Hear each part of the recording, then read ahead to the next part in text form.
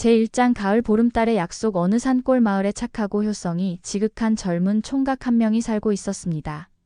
이름은 정수라 했는데 일찍 아버지를 여의고 홀어머니를 모시며 살아가고 있었지요. 어머니는 오랜 병치레로 몸이 많이 약해져 있었고 정수는 밤낮 없이 어머니를 돌보며 살았습니다. 그해 가을이었습니다. 어머니의 병이 더욱 깊어져 마을의 약초도 의원의 약도 소용이 없었지요. 정수는 날마다 산에 올라가 귀한 약초를 캐고 절에 가서 부처님께 간절히 기도했지만 어머니의 병세는 나아지지 않았습니다. 어느 날 밤 정수가 어머니 곁에서 밤을 새우고 있을 때였습니다. 어머니가 가느다란 목소리로 말씀하셨지요. 정수야, 어머니는 이제 오래 살지 못할 것 같구나. 어머니, 그런 말씀 마세요. 분명히 좋은 약을 구해서 어머니를 낫게 해드릴 거예요. 아니다, 아들아. 어머니는 이미 알고 있다. 다만 한 가지 소원이 있다면 무엇이든 말씀하세요, 어머니. 보름달이 뜨는 밤에 달님께 소원을 빌면 이루어진다는 이야기가 있다. 어머니가 죽기 전에 한 번만 그 보름달을 보며 소원을 빌고 싶구나. 정수는 어머니의 손을 꼭 잡았습니다. 마침 며칠 후면 추석 보름달이 뜰 예정이었지요. 하지만 어머니의 몸은 이미 일어날 수도 없을 만큼 쇠약해져 있었습니다. 어머니, 제가 어머니를 업고라도 달을 보러 나가겠습니다. 아니다, 아들아. 어머니는 이 방에서 창문으로라도 달을 볼 수 있으면 된다. 정수는 어머니 방의 창문을 더 크게 만들기 시작했습니다. 낮에는 일을 하고 밤에는 어머니를 돌보며 틈틈이 창문을 넓히는 작업을 계속했지요. 이웃들도 도와주어서 보름달이 뜨기 전에 창문을 크게 만들 수 있었습니다. 드디어 추석날이 되었습니다. 저녁 무렵부터 하늘에 구름이 끼기 시작했고 정수의 마음은 조마조마했지요. 혹시 구름이 달을 가려서 어머니가 달을 보지 못하면 어떻게 할까 걱정이 되었습니다. 해가 지고 어둠이 내렸지만 여전히 하늘은 먹구름으로 뒤덮여 있었습니다. 정수는 밖으로 나가 하늘을 올려다보며 간절히 기도했지요. 하늘이시여, 부디 구름을 걷어주소서. 어머니가 달님을 볼 수 있게 해주소서. 밤이 깊어갈수록 어머니의 숨소리는 더욱 가늘어졌습니다. 정수는 어머니 곁에 앉아 손을 잡고 있었지요. 그런데 자정이 다가올 무렵 갑자기 바람이 불기 시작했습니다. 거센 바람이 구름들을 밀어내더니 하늘 한복판에 환한 보름달이 모습을 드러냈지요. 어머니 보세요. 달이 떴어요. 어머니는 간신히 눈을 뜨고 창문 밖에 달을 바라보았습니다. 그 환한 달빛이 방 안까지 비춰들어와 어머니의 얼굴을 은은하게 비추었지요. 아, 정말 아름답구나. 이렇게 환한 달을 보니 마음이 편안해진다. 어머니는 두 손을 모으고 달님을 향해 조용히 기도하기 시작했습니다. 정수는 어머니 옆에서 함께 기도했지요. 그런데 이상한 일이 일어났습니다. 달빛이 점점 더 밝아지더니 마치 어머니와 정수만을 위해 비추는 것 같았습니다. 그때 어머니가 말씀하셨습니다. 정수야, 어머니의 소원을 들어보겠느냐? 네, 어머니. 어머니는 죽어도 상관없다. 다만 너를 혼자 두고 가는 것이 걱정이구나. 착하고 좋은 아내를 만나서 행복하게 살기를 바란다. 그것이 어머니의 소원이다. 정수의 눈에서 눈물이 흘러내렸습니다. 어머니, 저는 어머니가 건강해지시는 것만이 소원입니다. 아들아, 사람에게는 정해진 때가 있는 법이다. 어머니 대신 너의 앞날을 위해 소원을 빌어다오. 정수는 어쩔 수 없이 달님을 바라보며 소원을 빌었습니다. 그런데 놀라운 일이 일어났지요. 달에서 은은한 빛이 내려와 어머니를 감쌌고 어머니의 얼굴에 평온한 미소가 떠올랐습니다. 고맙다, 정수야. 어머니는 이제 편안히 갈 수 있겠구나. 그 말을 마지막으로 어머니는 조용히 눈을 감으셨습니다. 마치 잠이 든 것처럼 평온한 모습이었지요. 정수는 어머니의 손을 꼭 잡고 한참을 울었습니다. 장례를 치르고 난 후 정수는 홀로 남겨졌습니다. 마을 사람들이 걱정하며 위로해 주었지만 정수의 마음은 텅 빈 것 같았지요. 매일 밤 어머니가 바라보던 그 창문으로 달을 보며 어머니를 그리워했습니다. 그런데 한 달 후 다시 보름달이 떴습니다. 정수가 창문으로 달을 바라보고 있는데 갑자기 문을 두드리는 소리가 들렸지요. 밤늦은 시간에 누가 찾아올까 싶어 문을 열어보니 젊은 여인이 서 있었습니다. 죄송합니다. 길을 잃어서 하룻밤만 재워주실 수 있을까요? 여인은 한복을 입고 있었는데 그 옷의 색깔이 달빛과 비슷한 은빛이었습니다. 얼굴은 아름다웠지만 어딘지 슬픈 기운이 감돌고 있었지요. 물론입니다. 들어오세요. 정수는 여인을 집 안으로 맞아들였습니다. 여인의 이름은 달이라고 했는데 멀리서 온 나그네라고 했지요.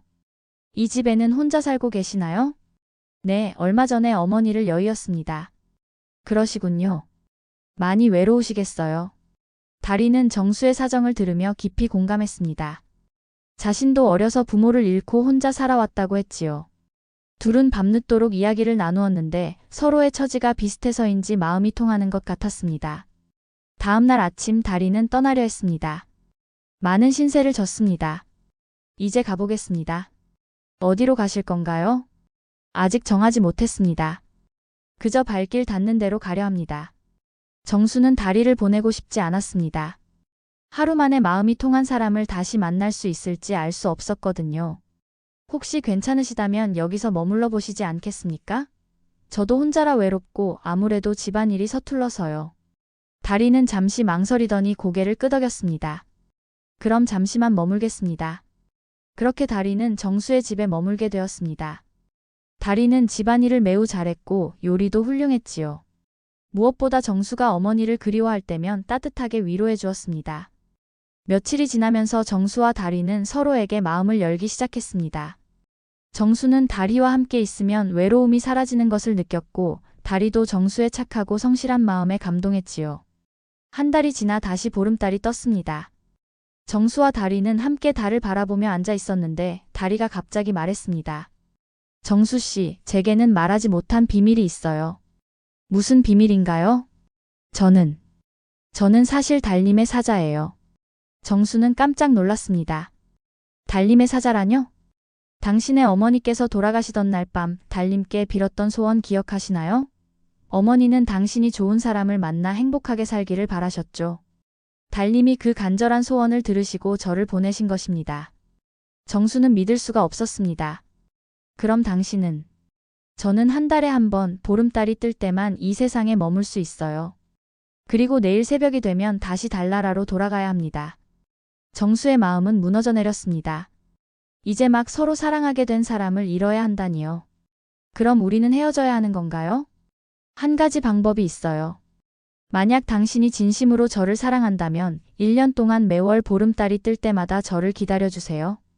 그러면 달님이 저에게 인간으로 살 수 있는 기회를 주실지도 몰라요.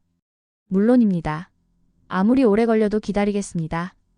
새벽이 되자 달이의 모습이 점점 흐려지기 시작했습니다. 다음 보름달에 다시 만나요, 정수씨. 달이는 달빛과 함께 사라져버렸습니다. 그 후로 정수는 매달 보름달이 뜰 때마다 달이를 기다렸습니다. 정말로 달이는 나타났고 둘은 하루 동안 함께 행복한 시간을 보냈지요. 하지만 새벽이 되면 항상 헤어져야 했습니다. 봄이 지나고 여름이 왔습니다. 여름이 지나고 다시 가을이 왔지요. 정수는 변함없이 달이를 기다렸고 달이도 약속대로 매달 나타났습니다.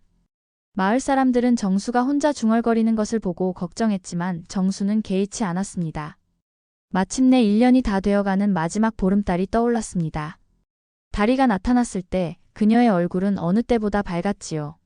정수 씨, 당신은 정말로 1년 동안 저를 기다려주셨네요. 당연한 일이지요. 당신을 사랑하니까요. 달님이 당신의 진심을 인정하셨어요.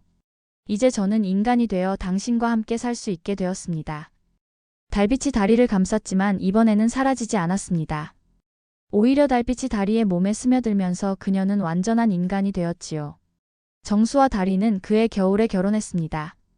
두 사람은 서로 깊이 사랑하며 행복하게 살았지요. 달이는 여전히 매달 보름달이 뜰 때면 하늘을 바라보며 달님께 감사의 인사를 드렸습니다. 몇 해 후 두 사람 사이에 예쁜 아이들이 태어났습니다. 아이들은 모두 달처럼 환한 얼굴을 하고 있었지요. 정수는 아이들에게 할머니와 어머니 이야기를 들려주었고 보름달의 기적에 대해서도 가르쳐 주었습니다. 진정한 사랑과 효성은 하늘도 감동시킨단다. 그리고 간절한 마음으로 빈 소원은 반드시 이루어지는 법이야. 그 마을에서는 지금도 보름달이 뜨는 밤이면 사람들이 모여서 소원을 빈다고 합니다.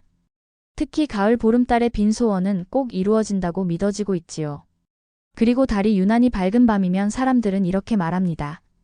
오늘 밤 달님이 누군가의 간절한 소원을 들어주시나 보다. 제2장 방앗간 귀신 이야기. 마을에 오래된 방앗간이 하나 있었습니다. 그 방앗간은 할아버지 때부터 3대째 이어져 내려온 것으로 마을 사람들이 모두 이용하는 유일한 방앗간이었지요. 방앗간 주인 명수는 40살이 넘은 성실한 사나이로 새벽부터 밤늦게까지 열심히 일하며 살아가고 있었습니다. 그 방앗간에는 커다란 물레방아가 있어서 개울물의 힘으로 절구를 돌려 곡식을 찍었습니다. 쿵덕쿵덕 하는 절구 소리가 밤낮 없이 들려왔는데 마을 사람들에게는 익숙한 소리였지요. 하지만 어느 날부터인가 이상한 일이 일어나기 시작했습니다. 가을 추수가 끝나고 바쁜 철이 되었을 때였습니다. 명수는 밤늦게까지 일을 해야 했지요. 마을 사람들이 벼를 가져와서 쌀을 만들어 달라고 부탁하는 일이 많았거든요. 그런데 어느 날 밤 혼자서 쌀을 찢고 있는데 이상한 소리가 들려왔습니다. 쿵덕쿵덕, 쿵덕쿵덕. 물레방아 소리는 평소와 같았는데 그 사이사이에 다른 절구 소리가 섞여 들어오는 것이었습니다. 톡톡톡, 톡톡톡. 마치 누군가 작은 절구로 무언가를 찢고 있는 것 같았지요. 명수는 고개를 들어 주위를 둘러보았습니다. 하지만 방앗간에는 자신 혼자뿐이었고 다른 절구는 모두 멈춰 있었지요. 이상하다. 분명히 소리가 들렸는데 명수는 다시 일을 계속했습니다. 그런데 또다시 그 소리가 들려왔습니다. 톡톡톡 톡톡톡. 이번에는 더욱 뚜렷했지요. 명수는 일손을 멈추고 귀를 기울였습니다. 소리는 방앗간 구석 오래된 절구가 놓인 곳에서 나는 것 같았습니다. 그 절구는 명수의 할아버지가 쓰던 것으로 이제는 너무 낡아서 사용하지 않고 있었지요. 명수는 조심스럽게 그쪽으로 다가갔습니다. 그런데 그 순간 소리가 딱 멈췄습니다. 마치 명수가 오는 것을 눈치챈 듯이 말이지요. 명수는 절구 주위를 살펴보았지만 아무것도 없었습니다. 다만 절구 안에 쌀가루가 조금 있는 것이 눈에 띄었는데 그것도 바람에 날린 것이겠거니 생각했습니다. 다음 날 밤에도 같은 일이 일어났습니다. 명수가 혼자 일하고 있으면 어디선가 톡톡톡 하는 소리가 들려오는 것이었지요. 이번에는 용기를 내어 소리가 나는 곳으로 살금살금 다가가 보았습니다. 놀랍게도 오래된 절구가 저절로 움직이고 있었습니다. 절구공이 위아래로 움직이며 무언가를 찢고 있었는데 그 모습이 마치 보이지 않는 누군가가 절구질을 하고 있는 것 같았지요. 명수는 너무 놀라서 뒷걸음질 쳤습니다. 누구시오? 명수가 떨리는 목소리로 물었지만 대답은 없었습니다. 다만 절구질 소리만 계속 들릴 뿐이었지요. 한참 후에야 그 소리가 멈췄고 명수는 조심스럽게 절구를 들여다보았습니다. 절구 안에는 고운 쌀가루가 가득 들어 있었습니다. 그런데 그 쌀가루가 보통 쌀가루와는 달랐지요. 마치 달빛처럼 하얗고 윤이 났으며 은은한 향기까지 났습니다. 명수는 겁이 났지만 호기심도 생겼습니다. 도대체 누가 왜 이런 일을 하는 것일까요? 이튿날 밤 명수는 일부러 일찍 일을 마치고 숨어서 기다려보기로 했습니다. 자정이 가까워질 무렵 정말로 그 소리가 다시 들려왔습니다. 톡톡톡 톡톡톡. 명수는 조심스럽게 절구 쪽을 바라보았는데 놀라운 광경이 펼쳐졌습니다. 희미한 모습의 할머니 하나가 절구 앞에 앉아 절구질을 하고 있는 것이었습니다. 그 할머니의 옷차림은 몇십 년 전 스타일이었고 얼굴은 희미해서 잘 보이지 않았지만 정성스럽게 절구질을 하는 모습은 또렷했지요. 명수는 숨을 죽이고 지켜보았습니다. 할머니는 한참 동안 절구질을 하더니 절구 안에 쌀가루를 작은 주머니에 담았습니다. 그리고는 방앗간 한쪽 구석에 그 주머니를 놓고 사라져버렸지요. 다음 날 아침 명수는 할머니가 주머니를 놓았던 곳을 찾아보았습니다. 정말로 고운 쌀가루가 담긴 작은 주머니가 있었지요. 명수는 그 주머니를 들고 마을의 이장님을 찾아갔습니다. 이장님, 이상한 일이 있어서 왔습니다. 명수는 지난 며칠 동안 일어난 일들을 자세히 말했습니다. 이장님은 고개를 끄덕이며 들어주었지요. 그 할머니가 어떻게 생겼다고 했나? 얼굴은 잘 안 보였지만 옛날 한복을 입고 계셨습니다. 머리는 하얗게 새어 있었고요. 혹시 그 쌀가루 냄새를 한번 맡아볼 수 있을까? 이장님이 주머니를 열어 냄새를 맡아보더니 깜짝 놀랐습니다. 이건 옥수수 가루 냄새가 섞여 있구나. 옥수수 가루요? 그렇다. 예전에 흉년이 들어 쌀이 부족할 때 쌀에 옥수수를 섞어서 만든 가루 말이야. 우리 마을에 그런 가루를 만들어 가난한 집에 나눠주던 할머니가 계셨는데 이장님은 잠시 생각에 잠기더니 무릎을 쳤습니다. 아, 혹시 그분이 순금 할머니가 아닐까? 순금 할머니라고요? 그렇다. 그분은 20년 전에 돌아가셨는데 살아생전에 우리 마을에서 가장 마음씨 착한 분이셨어. 흉년이 들면 자신의 쌀을 아껴서 옥수수와 섞어 가루를 만든 다음 가난한 집에 몰래 갖다 주곤 하셨지. 명수는 그제야 이해했습니다. 순금 할머니가 죽은 후에도 여전히 마을 사람들을 걱정해서 나타난 것이었지요. 그런데 왜 지금 나타나신 걸까요? 올해 농사가 좀 안 좋았잖나? 몇몇 집은 쌀이 부족해서 걱정이라고 하더라고. 아마 순금 할머니께서 그걸 아시고 도와주시려는 게 아닐까? 이장님의 말이 맞았습니다. 그해 여름에 가뭄이 있어서 벼농사가 평년보다 부족했거든요. 특히 홀어머니와 살아가는 철순애와 할아버지 혼자 사는 득순애는 쌀이 많이 부족한 상황이었지요. 명수는 그날 밤 다시 방앗간에서 기다렸습니다. 과연 순금 할머니가 나타나서 절구지를 시작했지요. 이번에는 명수가 용기를 내어 말을 걸어보았습니다. 할머니, 순금 할머니이시지요? 할머니는 잠시 절구지를 멈추고 명수를 바라보았습니다. 그 눈빛은 따뜻했지요. 아이고, 명수구나. 내가 알아보았구나. 할머니, 왜 이런 일을 하고 계시는 거예요? 우리 마을에 쌀이 부족한 집들이 있잖니. 그래서 조금이라도 도와주려고 하는 거야. 하지만 할머니께서 이런 고생을 하시면. 고생이 무슨 고생이냐?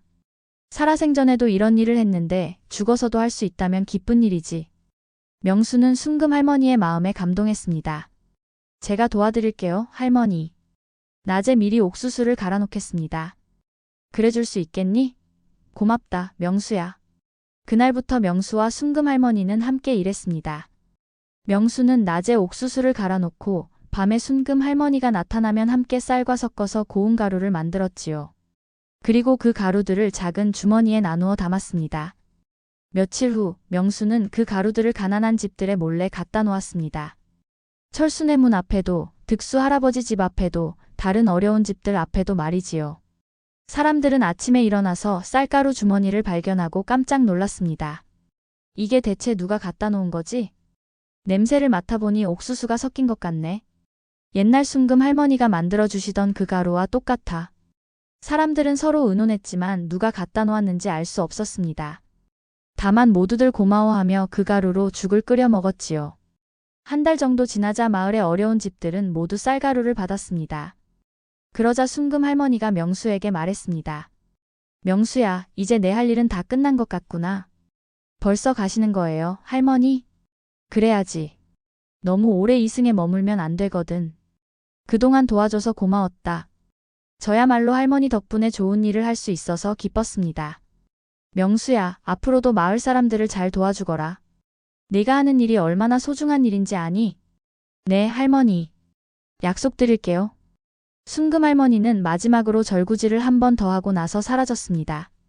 그 후로는 다시 나타나지 않았지요. 하지만 방앗간에는 여전히 은은한 향기가 남아 있었고 명수가 일할 때면 마치 누군가 함께 있는 것 같은 느낌이 들었습니다. 그해 겨울을 무사히 넘긴 마을 사람들은 이듬해 봄에 순금 할머니의 무덤을 찾아가 감사 인사를 드렸습니다. 그리고 매년 할머니의 기일이 되면 마을 전체가 모여서 제사를 지냈지요. 명수는 그 일이 있은 후로 더욱 열심히 일했습니다. 그리고 어려운 사람이 있으면 몰래 도와주곤 했지요. 순금 할머니가 보여준 따뜻한 마음을 이어받은 것입니다. 몇 년 후 명수에게도 아들이 태어났습니다. 명수는 아들에게 순금 할머니 이야기를 자주 들려주었지요. 착한 마음은 죽어서도 사라지지 않는단다. 그리고 남을 도우는 일은 하늘도 알고 계신다. 그 아들이 자라서 방앗간 일을 이어받았을 때 가끔씩 밤에 이상한 소리가 들린다고 했습니다. 톡톡톡 톡톡톡. 마치 누군가 절구지를 하는 소리 말이지요. 하지만 그것은 무서운 소리가 아니라 마음을 편안하게 해주는 소리였습니다. 마을 사람들은 지금도 말합니다. 순금 할머니의 영혼이 아직도 방앗간을 지키고 계신다고 말이지요. 그리고 마을에 어려운 일이 생기면 할머니가 나타나서 도와주신다고 믿고 있습니다. 실제로 몇 년 전 큰 홍수가 났을 때 방앗간만큼은 물이 들지 않아서 마을 사람들이 모두 놀랐다고 합니다. 다른 집들은 모두 침수되었는데 방앗간만 무사했다는 것이지요. 순금 할머니가 지켜주신 거야. 그럼 할머니께서 우리 마을을 떠나실 리가 없지. 그 방앗간은 지금도 그 자리에 있습니다. 물레방아는 여전히 쿵덕쿵덕 소리를 내며 돌아가고 밤이 되면 가끔 톡톡톡 하는 소리가 들려온다고 하지요. 마을 사람들은 그 소리를 들으면 마음이 따뜻해진다고 합니다. 어려운 사람을 돕는 마음, 이웃을 사랑하는 마음은 죽음으로도 사라지지 않는다는 것을 보여주는 이야기입니다. 그리고 그런 마음을 가진 사람은 죽어서도 사람들의 기억 속에서 영원히 살아간다는 것이지요. 제3장 풍년을 부르는 허수아비 어느 산골 마을에 부지런하고 성실한 농부 한 명이 살고 있었습니다. 이름은 덕출이라 했는데 아내와 어린 아들 하나를 두고 논농사를 지어 살아가고 있었지요. 덕출이네 논은 마을에서 가장 큰 논이었지만 그만큼 새들이 많이 몰려와서 곡식을 해치곤 했습니다. 그 해는 유난히 가뭄이 심했습니다. 하늘에서 비가 내리지 않아 논바닥이 갈라지고 벼들이 말라 죽어가고 있었지요. 다른 농부들은 하나둘씩 포기하기 시작했지만 덕출이만큼은 끝까지 논을 지키고 있었습니다. 여보, 이렇게 가뭄이 계속되는데 어떻게 하지요? 아내가 걱정스러운 얼굴로 물었습니다. 포기할 수는 없소. 우리 아들놈이 먹고 살아야 하지 않겠소? 덕출이는 새벽부터 밤늦게까지 우물물을 길어다가 논에 대주었습니다. 하지만 논이 워낙 넓어서 혼자서는 역부족이었지요. 설상가상으로 새들까지 몰려와서 간신히 살아남은 벼 이삭을 쪼아 먹었습니다. 이렇게 해서는 안 되겠다. 허수아비라도 만들어 세워야겠어. 덕출이는 집단을 엮어서 허수아비를 만들기 시작했습니다. 하지만 보통 허수아비와는 달리 정성을 다해 만들었지요. 머리에는 낡은 갓을 씌우고 몸에는 자신의 옛 저고리를 입혔습니다. 얼굴도 정성스럽게 그려서 마치 살아있는 사람 같았지요. 허수아비를 논 한가운데 세워놓고 나니 조금은 마음이 놓였습니다. 하지만 며칠 지나지 않아 새들이 다시 몰려왔지요. 허수아비를 무서워하지 않고 오히려 그 위에 앉아서 벼를 쪼아 먹었습니다. 이런 망할 것들, 허수아비까지 우습게 보다니. 덕출이는 화가 났지만 어쩔 수 없었습니다. 그래서 허수아비 곁에 앉아서 직접 새들을 쫓기 시작했지요. 하지만 덕출이가 조금만 자리를 비우면 새들은 다시 몰려왔습니다. 어느 날 밤이었습니다. 덕출이가 논에서 새들을 쫓다가 너무 피곤해서 허수아비 곁에 앉아 잠깐 눈을 붙였는데 이상한 꿈을 꾸었습니다. 허수아비가 자신에게 말을 거는 것이었지요. 주인님, 너무 고생이 많으십니다. 누구냐? 저는 주인님이 만들어주신 허수아비입니다. 허수아비가 어떻게 말을 하느냐? 주인님의 정성과 간절함이 저에게 생명을 불어넣어 주었습니다. 이제 제가 이 논을 지켜드리겠습니다. 덕출이가 깨어보니 꿈이었습니다. 하지만 이상하게도 허수아비 주위에는 새들이 하나도 없었지요. 그리고 허수아비의 자세가 조금 달라진 것 같았습니다. 다음 날부터 신기한 일이 일어났습니다. 새들이 논에 접근하려고 하면 허수아비 주위에서 이상한 바람이 불어와서 새들을 쫓아버렸지요. 덕출이는 처음에는 우연이라고 생각했지만 며칠 계속 그런 일이 일어나자 허수아비를 유심히 살펴보게 되었습니다. 그런데 정말 이상한 일이 벌어졌습니다. 어느 날 아침 일찍 논에 나가보니 허수아비의 옷에 이슬이 맺혀 있는 것이 아니라 물방울이 떨어지고 있었지요. 마치 허수아비가 밤새 일을 해서 땀을 흘린 것처럼 말입니다. 이상하다. 분명 어젯밤에 비가 오지 않았는데. 덕출이가 자세히 살펴보니 허수아비 주위의 벼들이 다른 곳보다 더 푸르고 건강해 보였습니다. 그리고 허수아비의 발 밑에는 젖은 흙이 있었지요. 그날 밤 덕출이는 멀리서 숨어서 허수아비를 지켜보기로 했습니다. 달빛이 환하게 비치는 밤이었지요. 자정이 다가올 무렵 정말 믿을 수 없는 일이 일어났습니다. 허수아비가 천천히 움직이기 시작한 것입니다. 처음에는 팔을 움직이더니 이내 다리도 움직였지요. 그리고는 논둑으로 걸어가서 우물가에서 물을 길어왔습니다.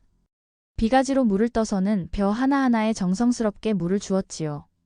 덕출이는 너무 놀라서 말이 나오지 않았습니다. 허수아비는 밤새도록 논 전체에 물을 주었고 새벽이 되자 다시 원래 자리로 돌아가서 움직이지 않았습니다.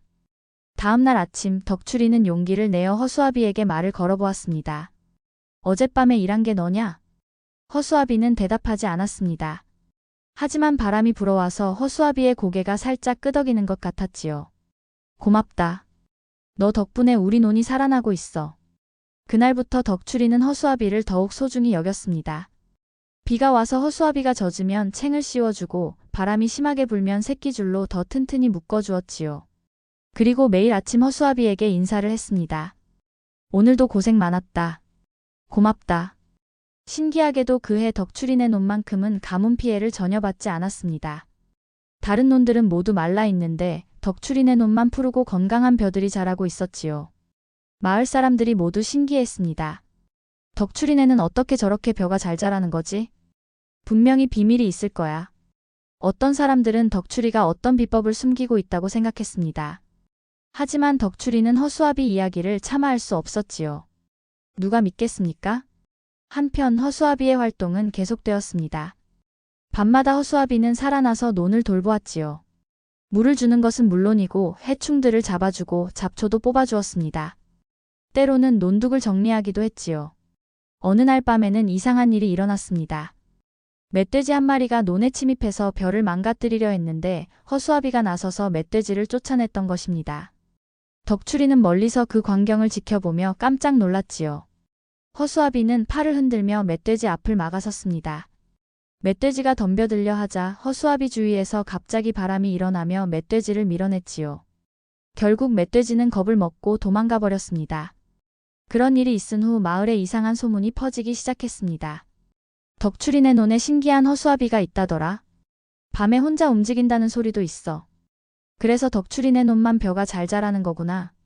소문을 들은 몇몇 사람들이 밤에 몰래 와서 허수아비를 지켜보았습니다. 정말로 허수아비가 움직이는 것을 본 사람들은 깜짝 놀라서 도망가기도 했지요. 하지만 대부분은 그런 이야기를 믿지 않았습니다. 가을이 되자 수확철이 다가왔습니다. 덕출이네 논의 벼들은 다른 해보다 훨씬 풍성하게 자라 있었지요. 이삭도 크고 알도 꽉 차 있었습니다. 마을 사람들이 모두 부러워할 정도였지요. 올해 덕출이네는 대풍년이겠네. 다른 집들은 흉년인데 부럽다. 수확을 시작하는 날 덕출이는 허수아비에게 말했습니다. 너 덕분에 이런 풍년을 맞게 되었다. 정말 고맙다. 허수아비는 여전히 말이 없었지만 바람이 불어와서 고개를 끄덕이는 것 같았지요. 벼를 모두 베고 나니 정말 대풍년이었습니다. 예년에 2배가 넘는 쌀이 나왔지요. 덕출이 가족은 그해 겨울을 풍족하게 보낼 수 있었습니다. 하지만 수확이 끝나고 나자 허수아비는 더 이상 움직이지 않았습니다. 자신의 역할이 끝났다고 생각한 모양이었지요. 덕출이는 허수아비를 창고에 소중히 보관했습니다. 다음 해 봄이 되어 다시 모내기를 할 때가 되었습니다. 덕출이는 허수아비를 다시 논에 세웠지요. 하지만 허수아비는 꼼짝하지 않았습니다. 작년처럼 도와주면 안 되겠니? 덕출이가 부탁해봐도 허수아비는 반응이 없었지요. 덕출이는 실망했지만 어쩔 수 없이 혼자서 농사를 짓기 시작했습니다. 그런데 그해 여름 큰 가뭄이 또다시 찾아왔습니다. 작년보다도 더 심한 가뭄이었지요. 덕출이는 밤낮 없이 물을 길어다 주었지만 역부족이었습니다. 어느 날 밤 덕출이가 너무 지쳐서 허수아비 곁에서 쉬고 있을 때였습니다. 갑자기 허수아비가 말을 걸어왔지요. 주인님, 왜 그렇게 혼자 고생하고 계십니까? 너구나. 왜 그동안 도와주지 않았느냐? 주인님께서 저를 필요로 하지 않는 줄 알았습니다. 무슨 소리냐? 너만큼 소중한 존재가 어디 있겠느냐? 그렇다면 다시 도와드리겠습니다. 하지만 조건이 있습니다. 무슨 조건이냐? 저의 존재를 다른 사람들에게 알리지 마십시오. 그리고 저를 당연하게 여기지도 마십시오. 알겠다. 약속한다. 그날 밤부터 허수아비는 다시 활동을 시작했습니다. 밤마다 논을 돌보며 벼들을 살렸지요. 덕출이는 약속대로 허수아비의 비밀을 지켰습니다. 하지만 마을 사람들의 의심은 더욱 커졌습니다. 2해 연속으로 덕출이네만 풍년을 맞았기 때문이었지요. 분명히 뭔가 비밀이 있을 거야. 허수아비에 무슨 비법이라도 있는 건 아닐까? 어떤 사람들은 밤에 몰래 와서 허수아비를 훔쳐가려고도 했습니다. 하지만 허수아비에게 손을 대려고 하면 이상한 바람이 불어와서 사람들을 밀어냈지요. 그러던 어느 날 마을에 큰일이 생겼습니다. 오랜 가뭄으로 인해 마을 전체의 우물이 말라버린 것이었지요. 사람들은 물을 구하기 위해 먼 곳까지 가야 했습니다. 이러다가 다 죽겠네. 물이 없으면 어떻게 살아? 마을 사람들이 모여서 의논했지만 별다른 방법이 없었습니다. 그때 덕출이가 나섰습니다. 제가 도와드리겠습니다. 네가 뭘 할 수 있다는 거냐? 저희 집 우물은 아직 물이 있습니다. 나눠드리겠습니다. 사실 덕출이네 우물도 거의 말라가고 있었습니다. 하지만 덕출이는 마을 사람들을 도우려 했지요. 그날 밤 덕출이가 허수아비에게 말했습니다. 마을 사람들이 물이 없어서 고생하고 있다. 우리만 잘 살면 무슨 소용이겠느냐? 허수아비는 한참 동안 생각하는 듯 하더니 고개를 끄덕였습니다. 다음 날 아침 놀라운 일이 일어났습니다. 마을의 모든 우물에서 맑은 물이 콸콸 솟아오르기 시작한 것이었지요. 사람들은 기뻐서 어쩔 줄 몰랐습니다. 이게 어떻게 된 일이야? 하늘이 우리를 도와주신 거야. 하지만 덕추리만은 알고 있었습니다. 허수아비가 밤새 마을 전체를 돌아다니며 우물들을 살린 것이라는 걸 말이지요. 그 후로 마을에는 풍년이 계속되었습니다. 다른 지역은 가뭄 피해를 봤지만 이 마을만큼은 항상 물이 풍족했고 농사도 잘 되었지요. 사람들은 그것이 허수아비 덕분이라는 걸 모르고 있었습니다. 몇 년이 지나 덕추리의 아들이 장성했습니다. 아들도 농사일을 돕기 시작했지요. 어느 날 밤 아들이 우연히 허수아비가 움직이는 것을 보게 되었습니다. 아버지, 허수아비가 움직여요. 그래, 아들아. 이제 내게도 말해줄 때가 된 것 같구나. 덕추리는 아들에게 허수아비의 비밀을 모두 말해주었습니다. 아들은 처음에는 믿을 수 없어 했지만 직접 본 후로는 허수아비를 존경하게 되었지요. 아버지, 그럼 우리가 허수아비에게 뭔가 보답을 해야 하는 거 아닌가요? 그래, 좋은 생각이다. 아버지와 아들은 허수아비를 위해 작은 제단을 만들었습니다. 그리고 매일 아침 깨끗한 물과 쌀을 올리며 감사 인사를 드렸지요. 허수아비는 그런 정성에 더욱 열심히 일했습니다. 세월이 흘러 덕추리가 늙어 세상을 떠날 때가 되었습니다. 임종을 앞두고 덕추리는 허수아비에게 마지막 부탁을 했지요. 내 아들도 잘 도와주겠느냐? 허수아비는 고개를 끄덕였습니다. 덕추리는 안심하며 눈을 감았지요. 덕추리가 죽은 후에도 허수아비는 계속해서 논을 지켰습니다. 아들이 농사를 이어받았고 그 아들의 아들까지 대대로 허수아비의 도움을 받았지요. 마을 사람들 사이에서는 여러 가지 이야기가 전해졌습니다. 어떤 사람은 허수아비가 산신령이라고 했고 어떤 사람은 조상의 영혼이라고 했지요. 하지만 진실을 아는 사람은 덕추리 가족뿐이었습니다. 그런데 어느 날부터인가 허수아비의 활동이 줄어들기 시작했습니다. 예전처럼 매일 밤 움직이지 않고 가끔씩만 도움을 주었지요. 덕추리의 손자가 걱정스럽게 물었습니다.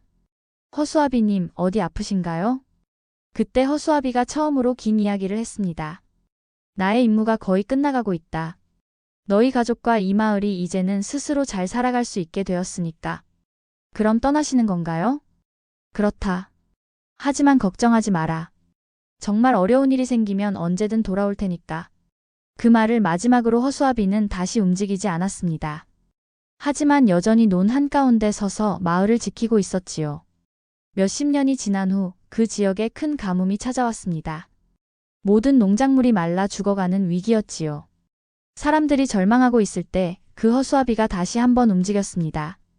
하룻밤 만에 모든 논과 밭에 물이 공급되었고 농작물들이 다시 살아났지요.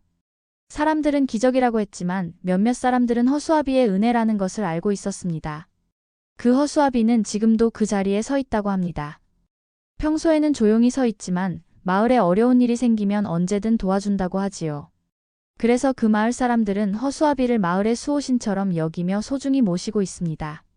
진정한 정성과 감사하는 마음은 기적을 만들어낸다는 것을 보여주는 이야기입니다.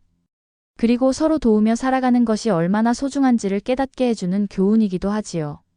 제4장 느티나무 정령. 어느 깊은 산골 마을 한복판에 아주 오래된 느티나무 한 그루가 서 있었습니다. 그 나무는 마을이 생기기 전부터 그곳에 서 있었다고 전해져 내려왔지요. 몇백 년을 그 자리를 지키며 마을의 모든 일들을 지켜본 나무였습니다. 느티나무는 워낙 크고 웅장해서 10명이 손을 맞잡아야 둘러쌀 수 있을 정도였습니다. 가지들은 사방으로 뻗어나가 마을 광장 전체를 덮을 만큼 넓었지요. 여름에는 시원한 그늘을 만들어주고 겨울에는 추위를 막아주는 바람막이 역할을 했습니다. 마을 사람들은 이 느티나무를 당산나무라 부르며 신성하게 여겼습니다. 매년 정월이면 마을 전체가 모여서 나무 앞에서 제사를 지냈고 중요한 일이 있을 때마다 나무 밑에서 마을 회의를 열었지요. 아이들은 나무 그늘에서 뛰어놀고 어른들은 나무 아래서 쉬며 이야기를 나누었습니다. 그 마을에 윤석이라는 젊은 목수가 살고 있었습니다. 솜씨가 뛰어나기로 소문난 목수였는데 특히 나무를 다루는 솜씨가 예술이었지요. 윤석이는 어릴 때부터 느티나무 아래서 자라면서 나무에 대해 남다른 애정을 갖고 있었습니다. 어느 해 여름이었습니다. 큰 태풍이 마을을 휩쓸고 지나갔는데 느티나무도 큰 피해를 입었습니다. 굵은 가지 하나가 부러져 떨어졌고 나무 껍질 여기저기가 벗겨졌지요. 마을 사람들은 모두 안타까워했습니다. 저런, 우리 당산나무가 큰일 났네. 나무가 죽기라도 하면 어떡하지? 누군가 나무를 치료해 줄 수는 없을까? 그때 윤석이가 나섰습니다. 제가 나무를 돌봐드리겠습니다. 윤석이는 매일 느티나무 곁에 가서 상처난 부분을 정성스럽게 치료해 주었습니다. 벗겨진 껍질 부분에는 약초를 우린 물을 발라주고 부러진 가지 부분은 깔끔하게 다듬어 주었지요. 그리고 나무 뿌리 주변에 물을 주며 정성을 다해 돌봤습니다. 며칠이 지나자 신기한 일이 일어났습니다. 느티나무의 상처가 빠르게 아물기 시작한 것이었지요. 새로운 잎들도 돋아나고 나무 전체에 생기가 돌기 시작했습니다. 마을 사람들은 모두 윤석이의 정성에 감탄했지요. 역시 윤석이야. 나무를 다루는 솜씨가 보통이 아니네. 저런 정성을 다하니 나무도 고마워하는 것 같아. 그런데 이상한 일들이 계속 일어났습니다. 윤석이가 나무를 돌보고 있으면 바람이 없는데도 나뭇잎들이 살랑살랑 흔들렸지요. 마치 나무가 윤석이에게 고마움을 표현하는 것 같았습니다. 어느 날 밤이었습니다. 윤석이가 나무 밑에서 작업을 하고 있는데 갑자기 나뭇잎들이 바스락거리더니 나직한 목소리가 들려왔습니다. 고맙습니다. 윤석이는 깜짝 놀라 주위를 둘러보았지만 아무도 없었습니다. 하지만 분명히 누군가의 목소리를 들었지요. 누구시죠? 저는 이 나무에 사는 정령입니다. 윤석이는 너무 놀라서 말이 나오지 않았습니다. 그런데 목소리는 계속 들려왔지요. 몇백 년 동안 이곳을 지켜왔는데 당신처럼 정성스럽게 나를 돌봐준 사람은 처음입니다. 정령님이시라고요? 그렇습니다. 이 마을이 생기기 전부터 이곳에 살고 있었지요. 윤석이는 조심스럽게 물었습니다. 제가 뭔가 잘못한 일은 없는지요? 아닙니다. 오히려 고맙습니다. 덕분에 상처가 많이 나았어요. 그날부터 윤석이와 느티나무 정령은 이야기를 나누게 되었습니다. 정령은 마을의 옛 이야기들을 들려주었고 윤석이는 자신의 일상을 이야기했지요. 정령이 들려주는 이야기는 정말 흥미로웠습니다. 마을이 처음 생겼을 때의 이야기, 조상들의 이야기, 옛날 마을에 일어났던 일들을 생생하게 들을 수 있었지요. 이 마을에 처음 사람이 정착한 것은 200년 전이었어요. 그때는 집이 5채밖에 없었죠. 그렇게 오래전부터 지켜보고 계셨군요. 네, 마을 사람들의 기쁨과 슬픔을 모두 함께 했어요.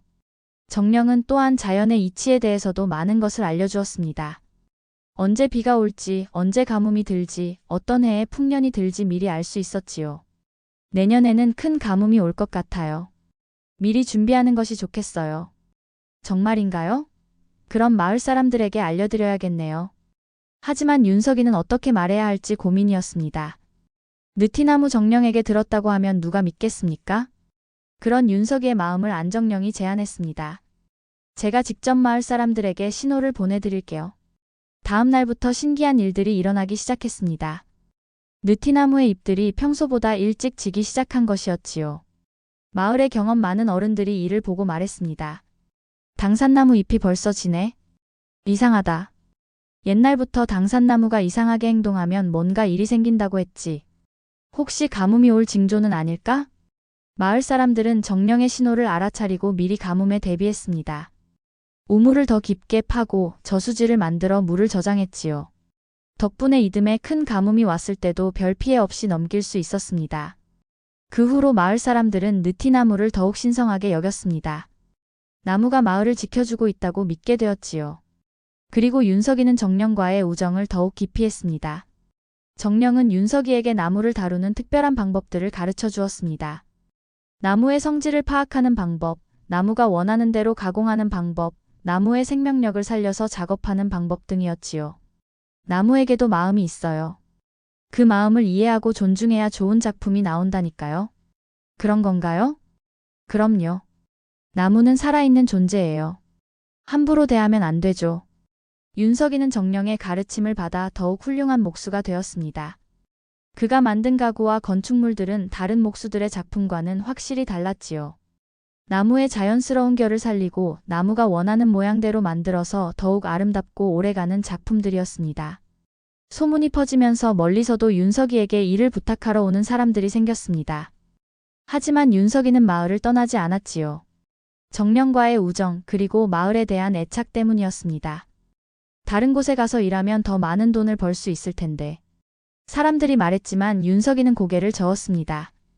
저에게는 이곳이 가장 소중합니다.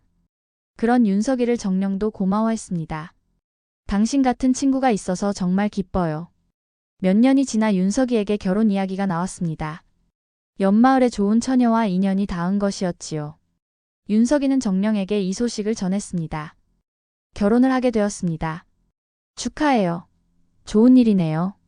하지만 걱정이 하나 있어요.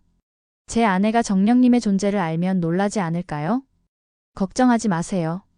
마음이 착한 사람이라면 저를 받아들일 거예요. 윤석이는 결혼 후에도 계속 느티나무를 돌보았습니다. 아내인 순이도 처음에는 신기해했지만 윤석이의 설명을 듣고 정령의 존재를 받아들였지요. 신기하네요. 정말 나무에 정령이 살고 있다니. 처음에는 저도 믿을 수 없었어요. 순이는 윤석이와 함께 느티나무를 돌보기 시작했습니다.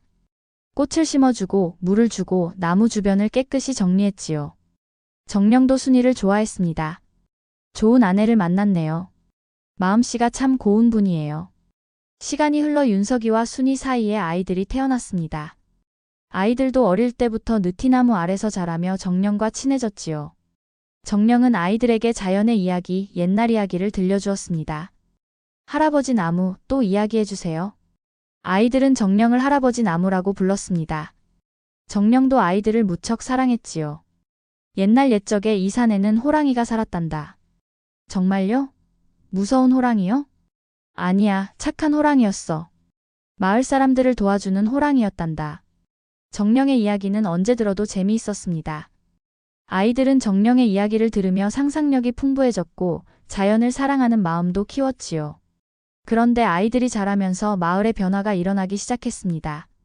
젊은 사람들이 하나둘씩 도시로 떠나가기 시작한 것이었지요. 더 좋은 일자리, 더 편리한 생활을 찾아서 말입니다. 마을 인구가 줄어들면서 느티나무 주변도 예전만큼 활기가 없어졌습니다. 정령은 점점 쓸쓸해졌지요. 사람들이 많이 떠나가는군요. 윤석이도 안타까웠지만 어쩔 수 없는 일이었습니다. 시대가 변하고 있어요. 젊은 사람들이 도시로 나가는 것도 이해할 수 있어요. 하지만 마을이 너무 조용해져서 아쉬워요. 그래도 윤석이 가족만큼은 마을을 지켰습니다. 아이들이 커서 도시로 나갔지만 명절이나 휴가 때면 마을로 돌아와 느티나무를 찾았지요. 할아버지 나무 안녕하세요. 성인이 된 아이들도 여전히 정령을 반가워했습니다. 정령도 그들을 기쁘게 맞아주었지요. 어머, 이렇게 훌쩍 컸구나. 할아버지 나무는 변하지 않으시네요. 세월이 많이 흘러 윤석이가 늙어갔습니다. 이제는 혼자서 느티나무를 돌보기 힘들어졌지요. 하지만 여전히 매일 나무를 찾아와 이야기를 나누었습니다. 제가 늙어서 예전처럼 돌봐드리지 못해 죄송합니다. 무슨 말씀을 하세요? 평생 저를 돌봐주신 것만으로도 충분해요. 앞으로 누가 정령님을 돌봐드릴까 걱정이에요. 걱정하지 마세요. 좋은 사람이 나타날 거예요.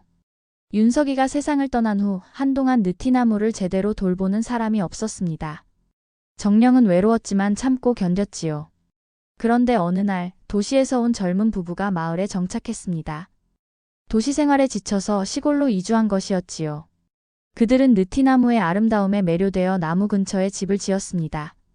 부부는 윤석이만큼은 아니었지만 나름대로 느티나무를 돌봤습니다. 나무 주변을 청소하고 물을 주고 꽃을 심어주었지요. 정령은 그들의 정성에 고마워했습니다. 어느 날 그 부부의 어린 딸이 나무 아래서 혼자 놀고 있을 때였습니다. 갑자기 큰 개 한 마리가 나타나서 아이를 위협했지요. 아이는 무서워서 울기 시작했습니다. 그때 느티나무의 굵은 가지 하나가 바람도 없는데 크게 흔들렸습니다. 그 바람에 개가 놀라서 도망가 버렸지요. 정령이 아이를 지켜준 것이었습니다. 고마워요, 나무 아저씨. 아이는 느티나무에게 고마움을 표현했습니다. 그 순간 정령은 다시 희망을 갖게 되었지요. 아직 나를 필요로 하는 사람들이 있구나. 그 후로도 정령은 계속해서 마을을 지켰습니다. 비가 너무 많이 올 때는 나뭇가지로 빗물을 막아주고 바람이 심할 때는 바람막이 역할을 했지요. 마을에 위험한 일이 생기면 나뭇잎을 흔들어 경고했습니다. 세월이 흘러 그 어린 소녀도 자라서 어른이 되었습니다. 그리고 윤석이처럼 느티나무를 각별히 아끼는 사람이 되었지요. 그녀는 마을 사람들에게 느티나무의 소중함을 알리고 보호하는 일에 앞장섰습니다. 이 나무는 우리 마을의 보물이에요. 소중히 지켜야 해요. 그래, 조상들부터 모셔온 당산나무잖아. 마을 사람들도 다시 느티나무의 가치를 인식하기 시작했습니다. 그리고 정기적으로 나무 주변을 정리하고 제사도 지내며 정령을 모셨지요. 어느 날 마을의 큰 개발업체에서 사람들이 왔습니다. 마을 전체를 개발해서 리조트를 만들겠다는 계획이었지요. 당연히 느티나무도 베어낼 예정이었습니다. 이런 오래된 나무는 개발에 방해가 될 뿐입니다. 다른 곳에 옮겨 심으면 되잖아요. 하지만 마을 사람들은 강력히 반대했습니다. 안 됩니다. 이 나무는 우리 마을의 상징이에요. 조상들이 모셔온 신성한 나무를 어떻게 베어낼 수 있어요? 결국 마을 사람들과 개발업체 사이에 큰 갈등이 벌어졌습니다. 정령도 이 상황을 지켜보며 걱정했지요. 그런데 신기한 일이 일어났습니다. 개발업체가 느티나무를 베려고 할 때마다 이상한 사고들이 연달아 일어난 것이었지요. 체인톱이 갑자기 고장나고 작업하던 사람들이 다치고 장비들이 말을 안 듣기 시작했습니다. 이상하다. 왜 이런 일들이 계속 일어나지? 혹시 나무가 화가 난 것은 아닐까? 개발업체 사람들도 겁이 나기 시작했습니다. 그러던 중 결정적인 사건이 일어났지요. 개발업체 사장이 직접 와서 느티나무를 베려고 했습니다.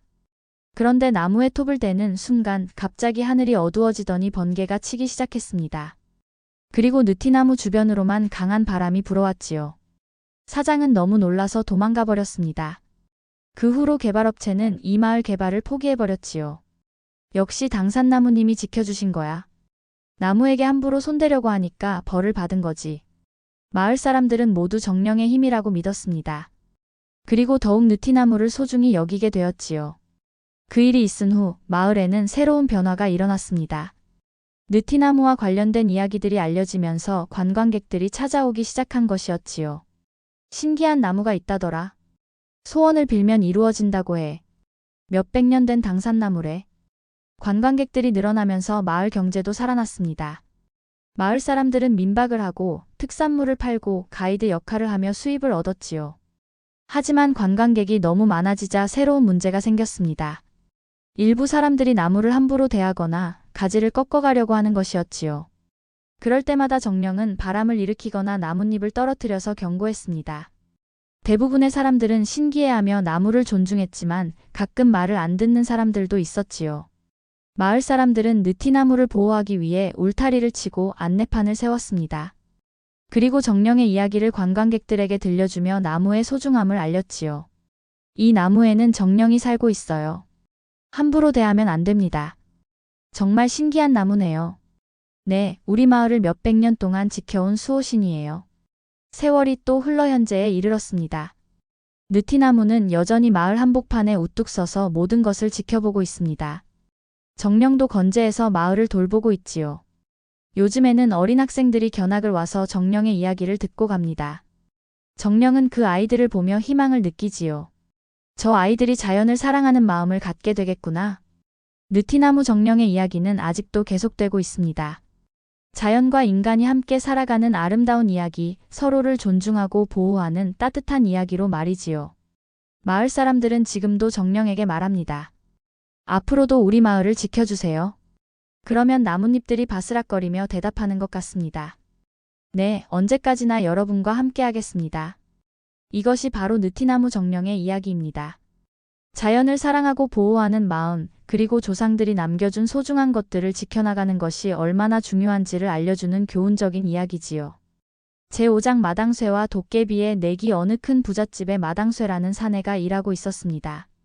진짜 이름은 박돌쇠였지만 마당일을 도맡아 하다 보니 사람들이 마당쇠라고 부르게 되었지요. 마당쇠는 키도 크고 어깨도 넓어서 마을에서 가장 힘센 사나이로 소문났습니다. 마당쇠는 힘이 센 것만큼이나 성격도 털털하고 시원시원했습니다. 일은 남의 2배로 하면서도 불평 한마디 하지 않았고 어려운 일이 생기면 누구든지 도와주는 마음씨 고운 사람이었지요. 그런데 이상한 일이 생기기 시작했습니다. 마당쇠가 밤늦게 일을 마치고 집으로 돌아가는 길에 자꾸 이상한 소리가 들려오는 것이었습니다. 킬킬킬 하는 웃음소리와 함께 누군가 따라오는 발자국 소리가 들렸지요. 처음에는 마을 아이들의 장난인 줄 알았습니다. 하지만 뒤를 돌아봐도 아무도 없었고 소리는 계속 들려왔지요. 누구냐? 장난치지 말고 나와라. 마당쇠가 큰 소리로 외쳤지만 대답은 없었습니다. 다만 킬킬킬하는 웃음소리만 더 크게 들려올 뿐이었지요. 며칠이 지나도 같은 일이 반복되었습니다. 마당쇠는 점점 짜증이 났지만 무서워하지는 않았습니다. 워낙 담이 큰 사람이었거든요. 어느 날 밤이었습니다. 마당쇠가 평소보다 더 늦게 일을 마치고 집으로 가는데 갑자기 앞에서 이상한 모습의 생물체가 나타났습니다. 키는 마당쇠의 절반도 안 되었지만 몸은 둥글둥글하고 머리에는 뿔이 하나 돋아 있었지요. 그리고 손에는 방망이 같은 것을 들고 있었습니다. 킬킬킬. 드디어 만났구나, 마당쇠. 그 생물체가 말했습니다. 마당쇠는 깜짝 놀랐지만 겁내지 않았지요. 너는 뭐냐? 나는 이 마을에 사는 도깨비다. 이름은 깜짝이야. 도깨비라고? 그런 게 정말 있었구나. 마당쇠는 신기했습니다. 도깨비 이야기는 많이 들어봤지만 실제로 보기는 처음이었거든요. 그런데 왜 자꾸 나를 따라다닌 거냐? 킬킬킬. 너의 소문을 듣고 궁금해서 그랬어. 마을에서 가장 힘이 세다고 하던데 정말인지 보고 싶었거든. 그래서 어쩌겠다는 거냐? 나하고 힘겨루기를 해보자. 어때? 도깨비 깜짝이는 방망이를 휘둘러 보이며 신이 난 듯 말했습니다. 마당쇠는 한참 생각하더니 고개를 끄덕였습니다. 좋다. 그런데 그냥 하면 재미없으니까 내기를 하자. 내기? 뭔 내기? 내가 이기면 앞으로 나를 괴롭히지 마라. 대신 네가 이기면 내가 원하는 것을 들어주겠다. 킬킬킬. 재미있겠네. 좋아, 그렇게 하자. 도깨비는 손뼉을 치며 좋아했습니다. 그럼 언제 어디서 할까? 내일 밤 마을 뒷산 정상에서 만나자. 달빛이 밝은 날이니까 딱 좋겠어. 알겠다. 다음 날 밤 마당쇠는 약속 장소로 갔습니다. 도깨비 깜짝이는 이미 와서 기다리고 있었지요. 킬킬킬. 왔구나. 그럼 시작해볼까? 좋다. 그런데 무엇으로 겨루겠느냐? 먼저 힘겨루기부터 해보자. 도깨비가 큰 바위를 가리켰습니다. 사람 10명이 들어도 무거울 것 같은 바위였지요. 저 바위를 들어 올리는 사람이 이기는 거야. 그런 바위를 어떻게 들어? 킬킬킬. 겁나? 그럼 포기할래? 도깨비가 놀리듯이 말했습니다. 마당쇠는 자존심이 상했지요. 좋다. 해보자. 마당쇠가 먼저 바위에 다가갔습니다. 온 힘을 다해 바위를 들려고 했지만 꿈쩍도 하지 않았지요. 얼굴이 새빨갛게 되도록 힘을 썼지만 소용없었습니다. 킬킬킬. 이제 내 차례다. 도깨비 깜짝이가 나섰습니다. 그 작은 몸으로 무거운 바위를 어떻게 들까 싶었는데 놀랍게도 바위를 번쩍 들어 올렸지요. 어떻게 그런 힘이 나오느냐? 킬킬킬. 도깨비의 힘을 우습게 봤구나. 첫 번째 승부는 도깨비의 승리였습니다. 이번에는 달리기를 해보자. 도깨비가 다시 제안했습니다. 산 정상에서 마을까지 내려가서 다시 올라오는 거야. 먼저 도착하는 사람이 이기는 거지. 좋다. 마당쇠는 달리기에는 자신이 있었습니다. 워낙 다리가 길고 빨랐거든요. 시작. 두 사람이 동시에 뛰어나갔습니다. 마당쇠는 온 힘을 다해 달렸지요. 도깨비는 보이지 않았지만 분명히 뒤따라오고 있을 거라고 생각했습니다. 마을에 도착해서 돌아서서 다시 산으로 올라갔습니다. 그런데 산 중턱쯤에서 도깨비를 마주쳤지요. 도깨비는 이미 마을에 다녀와서 올라오고 있었던 것입니다. 킬킬킬. 늦었네. 도깨비가 마당쇠를 추월해서 먼저 정상에 도착했습니다. 이상하다. 분명히 내가 먼저 출발했는데. 킬킬킬. 도깨비는 순간이동을 할 수 있거든. 두 번째 승부도 도깨비의 승리였습니다. 마당쇠는 조금 기가 꺾였지만 포기하지 않았지요. 마지막으로 씨름을 해보자. 이번에는 마당쇠가 제안했습니다. 씨름만큼은 자신 있었거든요. 킬킬킬. 좋아. 그런데 진짜 마지막이야. 둘은 씨름 자세를 취했습니다. 도깨비는 작았지만 힘이 엄청났지요. 마당쇠도 지지 않으려고 온 힘을 다했습니다. 으흐. 킬킬킬. 한참 동안 팽팽한 승부가 이어졌습니다. 그런데 갑자기 도깨비가 이상한 기술을 썼지요. 마당쇠가 순간 균형을 잃었고 그대로 넘어져 버렸습니다. 아이고. 킬킬킬. 내가 이겼다. 세 번 모두 도깨비가 이겼습니다. 마당쇠는 너무 기가 꺾여서 풀이 죽어 있었지요. 킬킬킬. 약속대로 내 소원을 들어줘야 해. 그래, 약속은 약속이다. 무엇을 원하느냐? 마당쇠가 고개를 숙이며 말했습니다. 뭘 부탁할까? 킬킬킬. 도깨비는 한참 생각하더니 말했습니다. 매일 밤 나하고 같이 놀아줘. 뭐? 같이 놀아달라고? 응. 나는 혼자 살아서 너무 심심해. 친구가 필요하거든. 마당쇠는 어이없었습니다. 무서운 소원을 빌 줄 알았는데 같이 놀아달라니요. 그게 다냐? 응. 그게 다야. 킬킬킬. 마당쇠는 안도했습니다. 생각보다 간단한 소원이었거든요. 알겠다. 매일 밤은 힘들고 일주일에 서너 번 정도 어떻냐? 킬킬킬. 좋아. 그럼 그렇게 하자. 그날부터 마당쇠와 도깨비 깜짝이는 친구가 되었습니다. 일주일에 서너 번씩 만나서 이런저런 이야기도 하고 간단한 놀이도 했지요. 처음에는 마당쇠도 어색했지만 시간이 지나면서 깜짝이를 좋아하게 되었습니다. 도깨비지만 마음씨가 착했거든요. 깜짝아, 너는 왜 혼자 사는 거냐? 다른 도깨비들은 모두 깊은 산속에 살아. 나는 사람들과 가까이 살고 싶어서 여기 온 거야. 그래서 친구가 필요했구나. 응. 너 같은 친구 말이야. 어느 날 마을에 큰일이 생겼습니다. 산적들이 나타나서 마을을 털겠다고 위협한 것이었지요. 마을의 재물을 모두 내놓아라. 안 그러면 마을을 불태워버리겠다. 마을 사람들은 모두 떨고 있었습니다. 관아에 알릴 시간도 없었고 싸울 힘도 없었거든요. 마당쇠도 걱정이 많았습니다. 혼자서는 산적들을 막을 수 없었거든요. 그날 밤 깜짝이가 나타났습니다. 마당쇠야, 왜 그렇게 풀이 죽어 있어? 마당쇠가 산적 이야기를 해주었습니다. 깜짝이는 듣고 나서 화가 났지요. 킬킬킬. 그런 나쁜 놈들을 그냥 둘 수는 없지. 하지만 어떻게 할 수 있겠니? 산적들이 너무 많아. 킬킬킬. 걱정하지 마. 내가 도와줄게. 정말? 고맙다. 다음 날 밤 산적들이 마을을 습격했습니다. 그런데 이상한 일이 일어났지요. 산적들이 마을로 들어오려는데 갑자기 괴상한 소리가 들려오기 시작했습니다. 킬킬킬 하는 웃음소리와 함께 뿅뿅 하는 소리도 들렸지요. 뭐야? 이 소리가? 산적들이 당황하고 있을 때 갑자기 큰 바위들이 하늘에서 떨어지기 시작했습니다. 물론 깜짝이가 던진 것이었지요. 으악! 바위가 떨어진다. 도깨비다. 도깨비가 나타났다. 산적들은 무서워서 도망가려고 했습니다. 그런데 길목마다 이상한 불빛들이 나타나서 길을 막았지요. 킬킬킬. 어디 가려고? 도깨비 깜짝이가 나타났습니다. 방망이를 휘두르며 산적들을 위협했지요. 도깨비다. 진짜 도깨비다. 살려주세요. 산적들은 무서워서 벌벌 떨었습니다.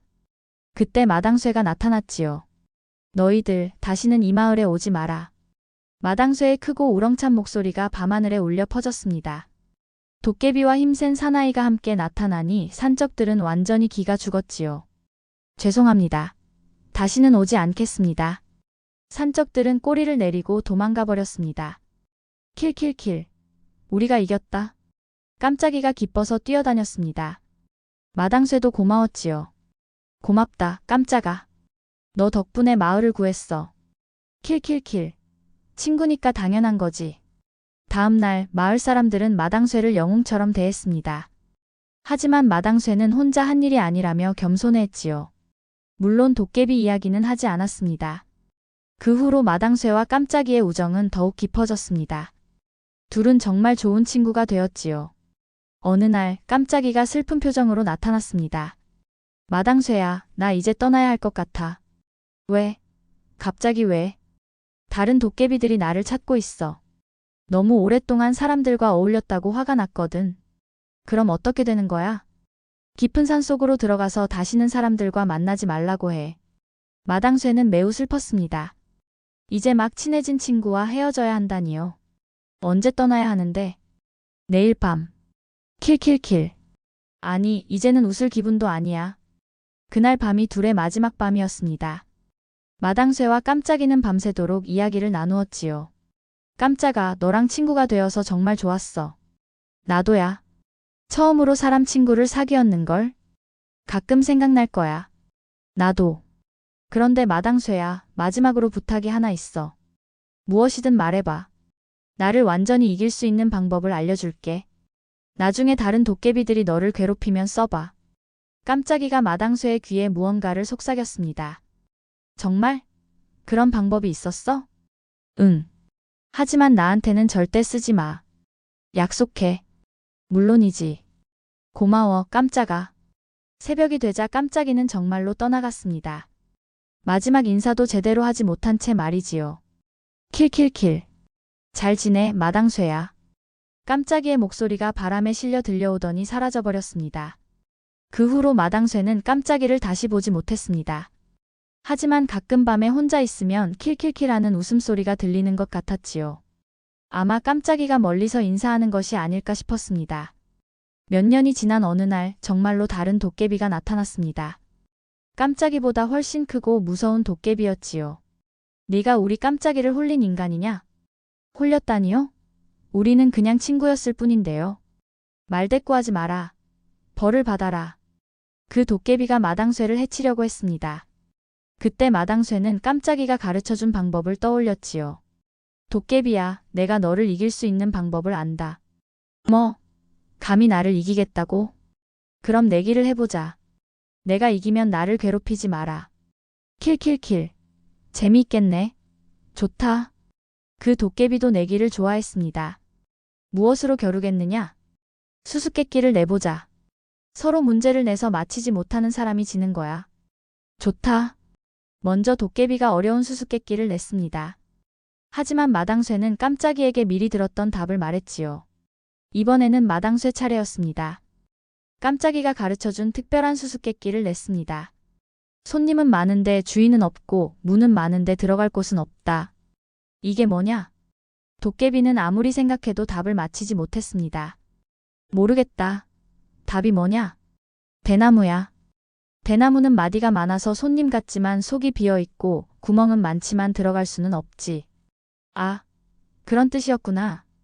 도깨비는 마당쇠의 지혜에 감탄했습니다. 내가 이겼다. 약속대로 너를 괴롭히지 않겠다. 고맙습니다. 그 도깨비는 떠나면서 말했습니다. 우리 깜짝이가 좋은 친구를 만났구나. 이제 알겠어. 깜짝이는 어떻게 지내나요? 잘 지내고 있어. 가끔 너 이야기를 하더라. 그렇군요. 안녕히 가세요. 도깨비가 떠난 후 마당쇠는 하늘을 올려다보며 말했습니다. 깜짝아, 고마워.